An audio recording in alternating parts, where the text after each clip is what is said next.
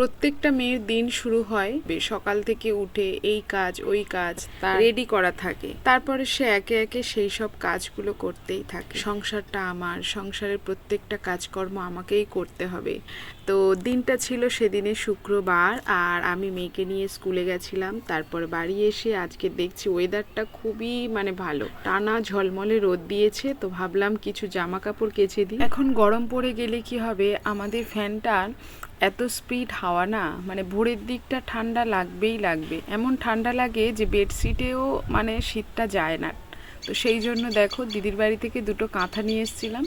তো এই কাঁথা দুটো ইউজ করি আর কি। কিছু কিছু সময় জানি না কেন মন খারাপ হয়, সব কিছু ঠিকঠাক থাকে, তারপরেও যেন কিছুই ভালো লাগে না, কোনো কাজ করতে ইচ্ছে করে না।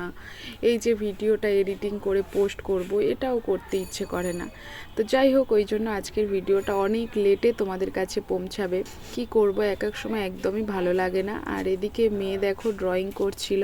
রান্না করতে গিয়ে দেখি না গরম মশলাটা শেষ হয়ে গেছে। বরকে বলেছিলাম যে গরম মশলাটা নিয়ে এসো, আজকের ওর অফিস ছুটি আছে, আজকের এদিকের কাজগুলো করবে, সেই জন্য আজকের অফিসে যায়নি।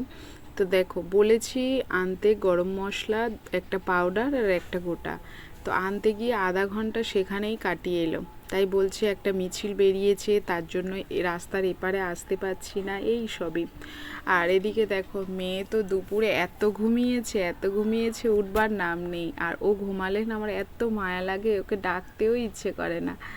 এখন ডেকেছি, ভাবলাম যে সে সন্ধ্যার অনেক পর হয়ে গেছে, প্রায় 7:30 পৌনে 8টা বাজে, ঘুমাচ্ছে সেই 2টো থেকে। তো ওকে এখন বনবিটা করে দিয়েছি, আর আমি এখন চা খাচ্ছি। বর চা করে নিয়ে এসছে, কারণ এত সুন্দর চাটা বানায় না, কি বলবো।